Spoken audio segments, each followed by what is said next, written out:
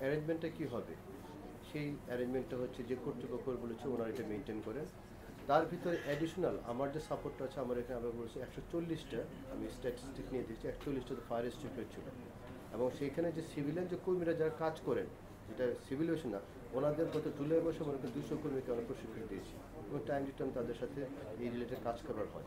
সুতরাং ভিতরে ম্যানেজমেন্টটা যে আছে পিওরলি আমি মনে করি এটা তাদের ভিতরে বর্তায়। ঠিক আছে। আর আপনি যেটা বললেন যে আপনার ওই যে কেন তাদের প্রাথমিকভাবে নিয়ন্ত্রণ করতে পারে না, সেটা আমাদেরকে তদন্ত কমিশন বের করুক যে তাদের কোনো গাফিলতি ছিল নাকি। আমি যতটুকু জানি যে স্ট্রাকচারটা ছিল হ্যাভি, সেখানে কেটে ভিতরে ঢুকতে পারে না।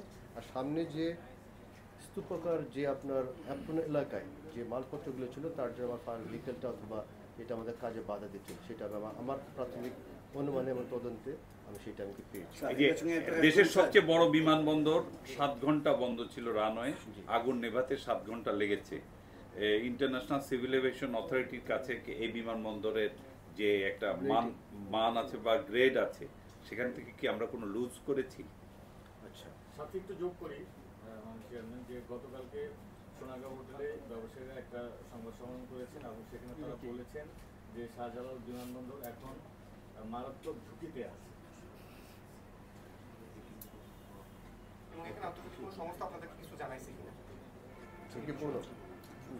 ওকে, ঠিক আছে, একটা করে প্রশ্ন উত্তর দিই। আমি ইন্ডিপেন্ডেন্ট কাজের মেট্রো বলতে চাই, আপনি বারবার অবকাঠামোর কথা বললেন যে বিল্ডিংটা, এই বিল্ডিংটা কি অগ্নি নিরাপত্তা কোড মেনে বানানো?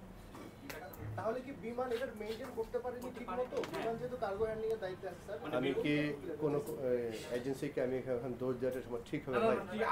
এখন বিমান পাওয়া না, বলা বিমানের দিকে আমার আঙ্গুল তোলা ঠিক হবে তদন্তটা। ঠিক আছে, আমি একটা কোশ্চেনটা দেখি একটা করে আসে।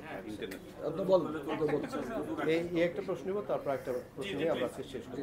ফার্স্ট হচ্ছে যে আইকাও, আপনি বলেছেন আইকাও যে একটা এই ঘটনা ঘটলো, আইকাওতে আমার কোনো মানদণ্ডে আমি নিচে পড়ে যাবো নাকি? এই ঘটনাটা অবশ্যই দুঃখজনক এবং আমার জন্য একটা খারাপ অভিজ্ঞতা, সেটা নো ডাউট। বাট আইকাও আমি মনে করি যে আইকাও এই ঘটনা পরবর্তীতে যদি দেখে যে আমাদের স্টেপগুলো কেমন হচ্ছে, প্রবাবলি সেটা আমাকে আরও বেটার সাপোর্ট করবে টু আপলিফট মাই পজিশন। সুতরাং আইকাও এর মাধ্যমে আমার মনে হয় কোনো মানদণ্ডে আমার আঘাত আসবে না। জাস্ট শুধু একটা ঘটনা দেখেন, কদিন আগে দেখলেন না হংকং এয়ারপোর্টে একটা 747 কার্গো এয়ারক্রাফট পড়ে গেল।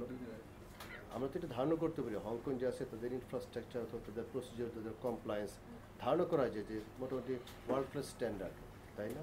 সেখানে একটা 747 ছিটকেরা ছবি সহ দেখেছেন। এখন যে আমি বলি ওখানে সবই খারাপ, সে বলা তো আমার ঠিক হবে না। কোনো একটা ঘটনা ঘটেছে, তদন্ত হোক, তারপর দেখা যায় কীরকম।